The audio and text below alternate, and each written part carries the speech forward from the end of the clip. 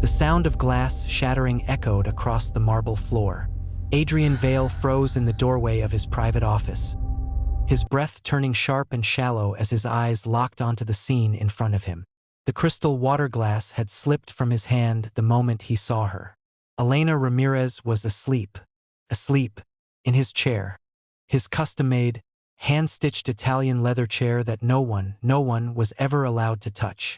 The room felt smaller, tighter. His pulse thudded violently in his ears. The air turned contaminated in his mind, thick with invisible threats. Her head rested gently against the back cushion, one hand still loosely gripping a cleaning cloth. Her shoes were worn, her posture slumped from exhaustion. But all he could see was disorder. "Unbelievable," he whispered, fingers twitching. He stepped forward slowly, each movement rigid. "Wake up." She didn't move. His jaw tightened. Louder now. "Wake up." Elena startled violently, nearly falling from the chair as she scrambled to her feet. I'm so sorry." She looked disoriented, embarrassed. A strand of hair stuck to her cheek. She wiped it away quickly. Adrian's eyes darkened. "How long were you sitting there?" "I didn't mean to fall asleep, sir. How long?" His voice cracked with something deeper than anger. "I don't know. Maybe a few minutes." A few minutes. In his space. In his control. His gaze dropped to the chair as if it had been violated. He could almost see the contamination spreading across the leather. "Do you understand what you've done?" he asked quietly, and somehow that softness was more dangerous than shouting. Elena swallowed. "I was just tired." That answer made something snap. "Tired?" He let out a hollow laugh. "You think that excuses this?" She blinked, confusion flickering through her exhaustion.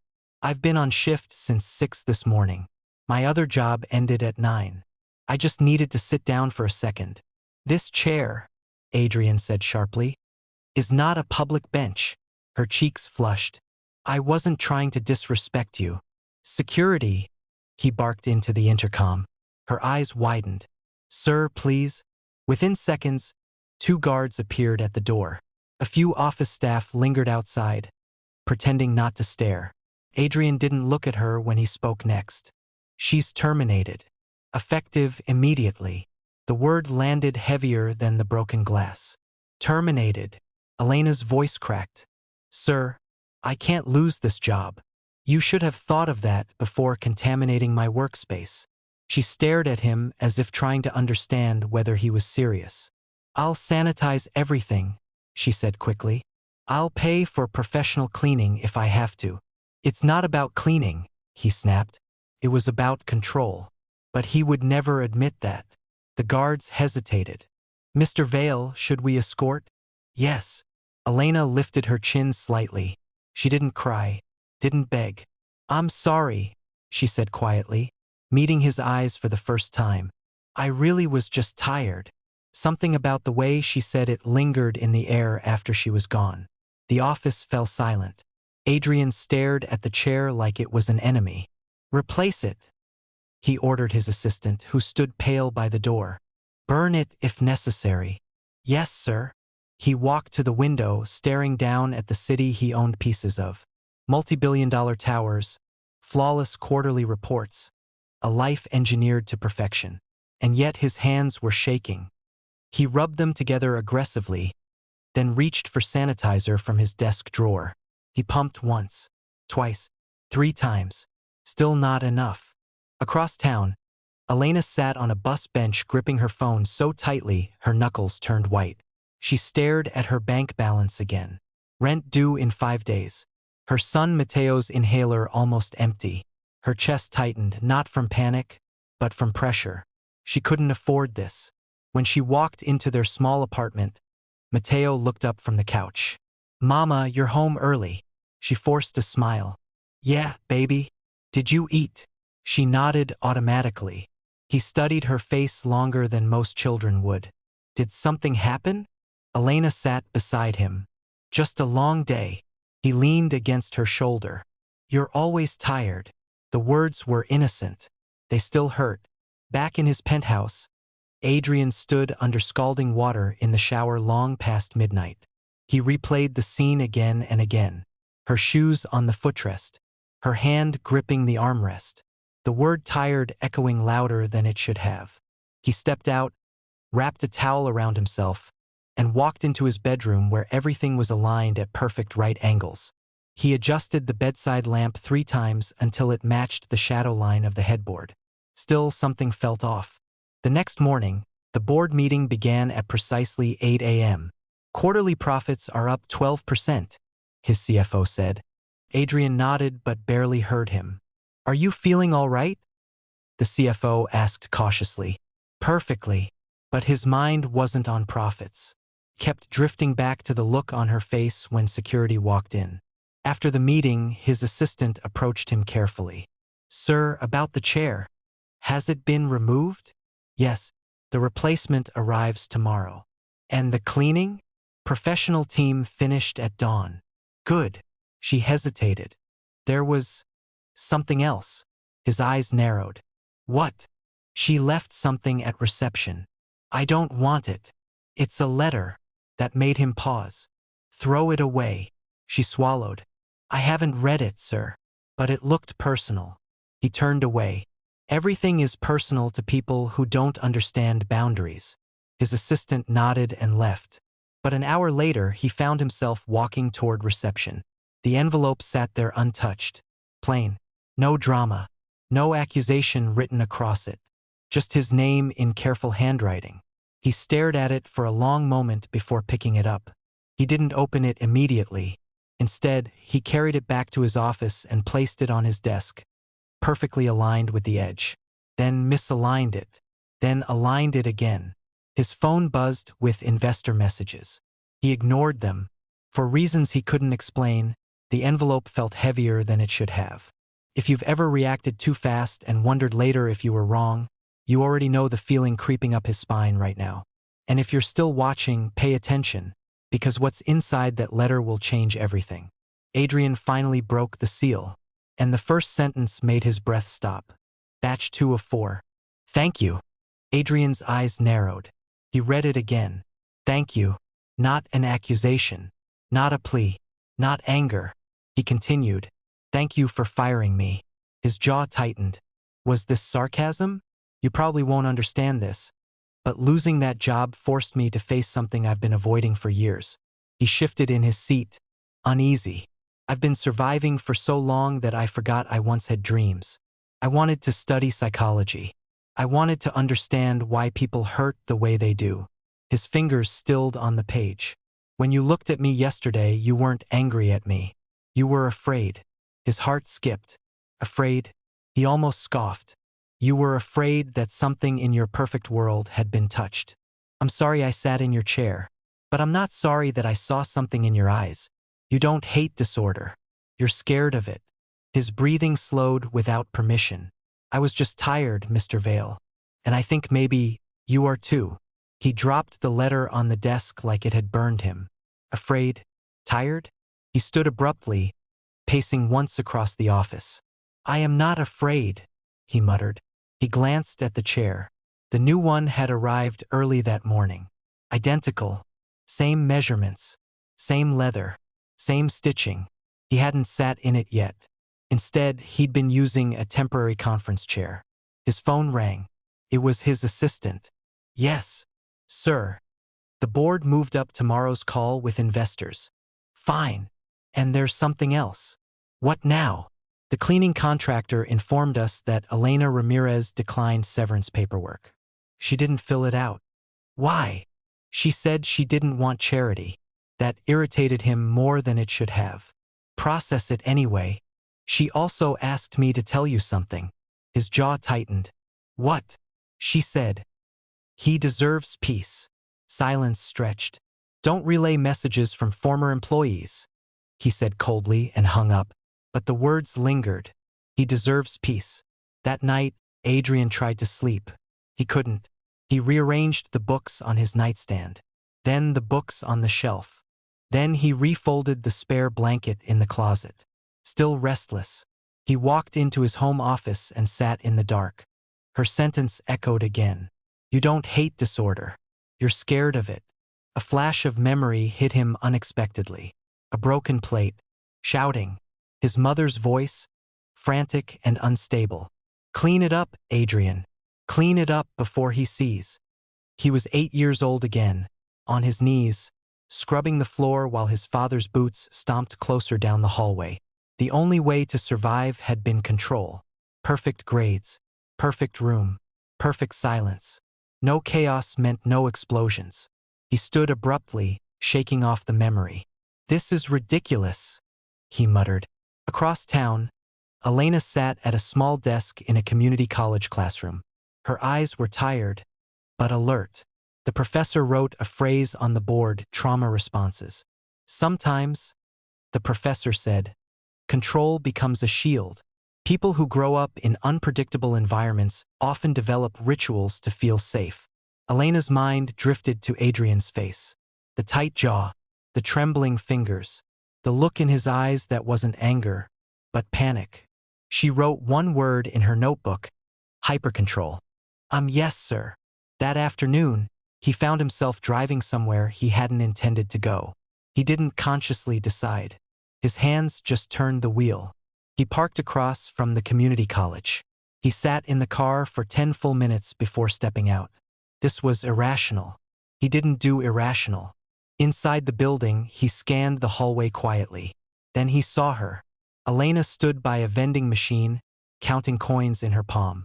She looked smaller somehow. Not weak, just worn down. He stepped forward. Elena! She turned quickly, startled. For a moment, neither spoke. I'm not here to cause trouble, she said carefully. I know. Silence again. You're studying psychology, he said. She nodded. Part-time. With what money? She straightened slightly. I'll manage. That wasn't an answer. It's not your concern. The words hit him harder than expected. He wasn't used to being dismissed. You wrote that letter, he said. Yes. Why? She met his gaze evenly. Because I saw something. What exactly do you think you saw? A man who built a fortress so strong that even he can't get out. His jaw tightened. You're overstepping. Probably. Then why do it? She hesitated. Because when you fired me, I realized I don't want to live my life exhausted and afraid anymore. And I think you don't either. He laughed softly, but it wasn't convincing. You think you understand me? No, she said calmly. But I understand fear. He studied her face. There was no manipulation there. No pity. Just honesty. You humiliated me, she continued quietly. But you also forced me to choose something different. So thank you. He didn't know what to say to that. I don't need my job back, she added. I need a future. And you think psychology will give you that?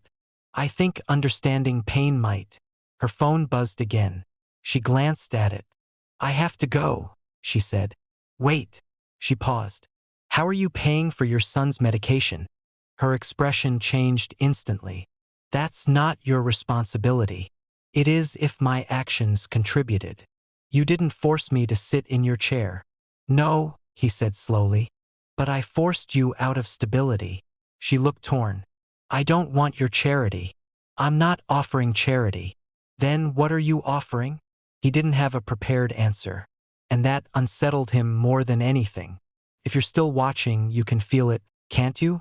The shift. The power dynamic isn't what it was anymore. And what Adrian says next will decide whether this becomes redemption or something much darker. He took a breath. I'm offering to listen. Her eyes widened slightly. Listening, she said softly, is harder than firing someone. I'm beginning to realize that. For the first time since they met, there was no tension between them. Only uncertainty, and something fragile. Something neither of them understood yet. Elena studied him carefully, as if trying to decide whether this was another form of control disguised as kindness. Listening, she repeated, means you don't interrupt. I'm aware of how conversations work, Adrian replied stiffly. She gave him a look. Are you? That landed. He exhaled. Fine. I won't interrupt. They moved to a quiet bench near the courtyard. Students passed by, laughing, arguing, living. The normal rhythm of life felt foreign to him. She spoke first. When you saw me in that chair, what did you feel? Violation. That's not a feeling. That's a judgment. His jaw tightened. Anxiety. About what? He hesitated. This felt absurd. He negotiated billion-dollar acquisitions without blinking. Yet this felt exposed. About losing control, he admitted. She nodded slowly. Control over what? My environment. And if you lose control of your environment? He stared ahead. Then chaos follows. And chaos means? He didn't answer immediately. His hands clenched slightly.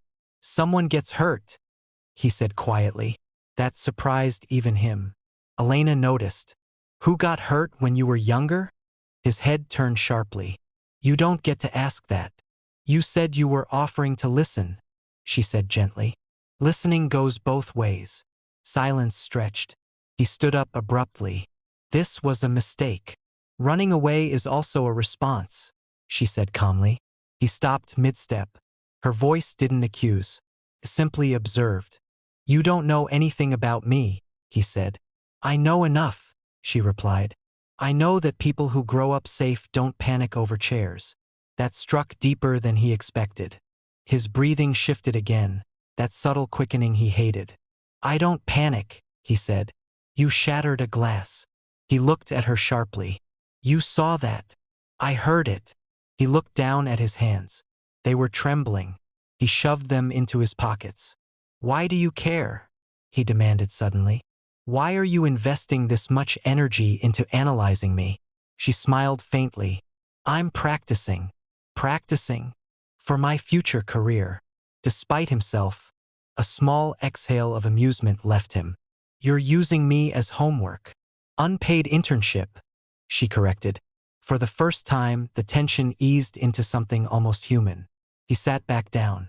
You asked who got hurt, he said slowly. My mother. Elena didn't move, didn't rush him. She was unpredictable. Some days loving, some days not. He swallowed. My father believed in discipline. Her voice softened. Discipline or control? His jaw tightened. She would break things. Plates, lamps. Sometimes she'd just scream for hours. His eyes hardened slightly at the memory. I learned quickly that if everything around me was perfect, it reduced the damage. And when it wasn't perfect, I fixed it. At 8 years old? Yes. She let that sit between them. That's a heavy job for a child, she said quietly.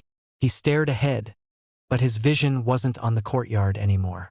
It was on a small boy kneeling on cold tile, scrubbing spilled milk before boots reached the doorway. I built my life on eliminating variables, he said. Predictability creates safety. And yet, she said softly, you don't look safe. That sentence hit with uncomfortable precision. Before he could respond, his phone rang. He glanced at it. CFO. He declined the call. That alone felt reckless. I have investors breathing down my neck, he said. A company that employs thousands. I don't have time to unravel childhood memories. Then why are you here? She asked gently. He didn't have a clean answer. Because the letter wouldn't leave his mind. Because her words about fear felt too accurate. Because when she said I was just tired, it felt like she was speaking about something deeper than sleep. You disrupted something, he said finally. In your office? In me. Her eyes softened slightly. That wasn't intentional. I know. And that scares you more, doesn't it? She asked. He didn't deny it. His entire world ran on precision. Cause and effect. Action and consequence. But this emotional ripple was unpredictable. He stood again, this time calmer. What would you suggest? He asked abruptly. She blinked. About what? This. You're asking me for advice? I'm asking you what you think someone like me should do. She considered carefully before answering. Talk to a professional. He almost smiled. You mean not a cleaning lady turned psychology student? Yes, she said plainly. You need someone trained. He noted slowly. I scheduled a wellness consultant. he admitted. That's a start. It feels weak. She shook her head. Avoiding it is weak. Facing it is not. He absorbed that quietly. Her phone buzzed again. This time her face changed. Is everything all right? He asked. She hesitated. Then honesty won. Mateo's school called. His inhaler ran out. The guilt came fast and sharp. Why didn't you refill it? She met his eyes directly. Because tuition was due. That hit harder than anything she'd said about his childhood. He reached into his pocket instinctively. She stepped back. Don't. It's not charity. It will feel like it. Your son shouldn't suffer because of pride. And I shouldn't depend on someone who fired me, she replied firmly. He stopped. She wasn't angry. She was protecting her dignity. That shifted something inside him again. What if, he said slowly, this wasn't about fixing what happened, but about investing in what happens next? She narrowed her eyes slightly. Explain. You don't want charity. Fine. What if I fund a scholarship program? For employees seeking education. Open application. Transparent criteria. You qualify fairly. She studied him for manipulation. And Mateo's inhaler? She asked. He hesitated. Then choose vulnerability. Let me fix that privately. Not as your employer. As someone who made a mistake. Her eyes searched his face. You humiliated me, she said softly. I know. In front of people. I know. And you destroyed a chair like I was a virus. He flinched. I was wrong about that, he admitted. That admission cost him something. She saw it. Why are you really doing this? She asked. He answered without thinking. Because when you said I looked tired, you were right. Silence settled again. Not tense. Reflective. He continued, quieter now. I don't sleep well. I don't relax. I don't trust anyone to touch anything. And I'm realizing that's not strength. No, she said gently. It's survival mode. He looked at her. And survival mode isn't meant to last forever. A long pause. If I accept the scholarship, she said slowly, it has to help others too. It will. And you start therapy. He almost laughed. You're negotiating conditions? Yes, he considered. Fine. She extended her hand. This time, when he looked at it, he didn't see contamination. He saw trust. He shook it. And for the first time in years, the contact didn't send him spiraling. It grounded him. If you're still watching, this is where everything could change or collapse. Because transformation isn't clean. It's messy. And next, Adrian will face something far more terrifying than a cleaning lady in his chair. Himself. He drove home that night without music. Without calls. Just silence. And for once, he didn't try to rearrange it. The first therapy session felt like a boardroom negotiation without a script. Adrian sat upright on the edge of the couch, hands clasped tightly, eyes scanning the room for asymmetry. A painting on the wall was slightly tilted. He noticed immediately. Would you like to adjust it? The therapist asked calmly. He blinked. It's crooked. Yes. You're not going to fix it? No. The silence stretched. His fingers twitched. That bothers you, she observed. Yes. What happens if it stays that way? He exhaled slowly. It's wrong. Wrong how? It disrupts order. And if order is disrupted? His jaw tightened. There it was again. The old doorway in his mind. Something bad happens. She didn't challenge him. What bad thing will happen because that painting is tilted? He stared at it. Nothing. Logically, nothing. But his chest tightened anyway. The session lasted 50 minutes. He did not adjust the painting. When he walked out, his palms were damp. But something else was there too. Relief. It was small, but real. Across town, Elena picked up Mateo from school with a new inhaler in her bag. She hadn't asked where the payment came from. She knew. Mateo looked up at her. Mama, you don't look tired today. She smiled softly. I'm working on that. Back at Vale Industries, Adrian called an emergency executive meeting. His board members exchanged cautious glances. I'm implementing a new employee development initiative, he said firmly. Education grants, mental health coverage expansion, structured wellness programs. The CFO frowned. This wasn't on the agenda. It is now. This will impact quarterly margins. It will improve long-term performance. That's speculative. Adrian leaned forward. Burnout costs more than prevention. The room fell quiet. And, he added, no employee will be publicly reprimanded again. Several executives shifted uncomfortably. This company runs on discipline, one of them said. It runs on people, Adrian replied. After the meeting, his assistant approached carefully. Sir, this is a significant shift. Yes. May I ask why? He paused. Because I confused fear for strength. She noted slowly. Weeks passed. Therapy continued. Not every session was smooth. One afternoon, he nearly walked out when the therapist suggested an exposure exercise involving allowing his assistant to rearrange his desk. That's absurd, he said sharply. What's the worst outcome? It's inefficient. Or uncomfortable? He didn't answer. The next morning, he instructed his assistant, move everything. Her eyes widened. Everything? Yes. She hesitated. Are you sure? No, he said honestly. But do it anyway. When he walked into the office later and saw the subtle shifts, the pen holder on the left instead of the right, files stacked differently, his pulse spiked. He stood still, breathing in, breathing out. Nothing collapsed. No one screamed. No glass shattered. The world remained intact. That realization hit deeper than he expected. That evening, he visited the community college again. Elena was in the courtyard, reviewing notes. You look different, she observed when she saw him. Define different. Less tight. He almost smiled. I let my assistant rearrange my desk. She stared at him. Voluntarily. Yes. And I didn't fire anyone. She laughed softly. The sound surprised him. It was light, unfiltered. You're doing the work, she said. It's uncomfortable. It's supposed to be. He sat beside her.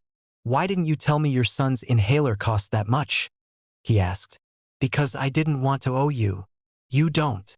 She looked at him carefully. You didn't send money directly. No. You paid the pharmacy. Yes. She nodded. Thank you.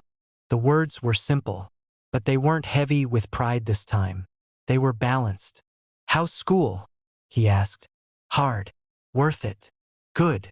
A pause. Do you regret writing that letter? He asked quietly. She shook her head. Do you regret reading it? He thought about the broken glass, the shattered certainty, the sleepless nights, the therapy sessions, the tilted painting. No, he said finally. Months later, Vail Industries hosted its first mental wellness summit. Employees filled the auditorium. Adrian stood backstage, heart pounding. Not from panic, but from vulnerability.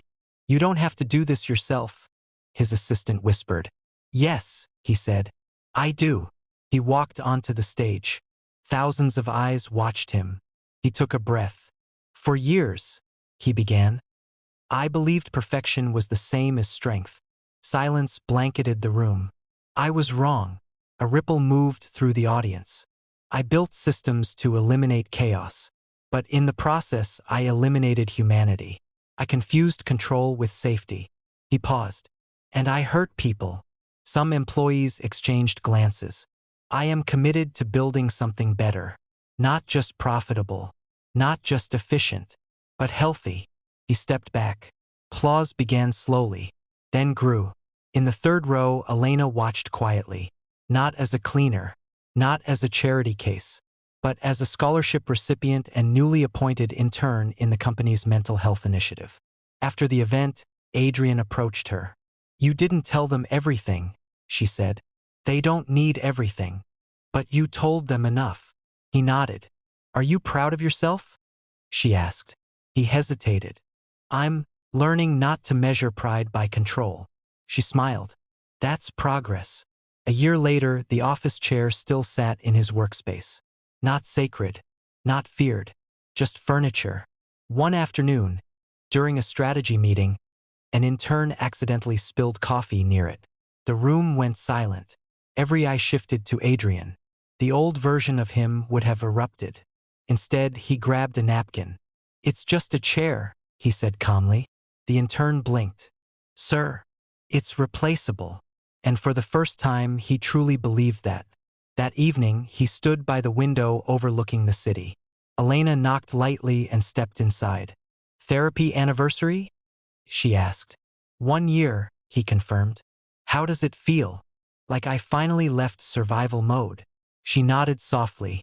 "Thank you," he said. "For what?" "For sitting in my chair." She laughed gently. "That was not strategic. It was transformative." Silence settled between them. Not tense, not fragile. Stable. If the story moved you, if you've ever built walls so strong they started to trap you, take a second right now. Like the video, comment what part hit you the hardest. And subscribe for more stories that remind us strength isn't about control. It's about growth. Because sometimes the thing that feels like a violation is actually an invitation. And sometimes the person you think disrupted your world is the one who helps you rebuild it.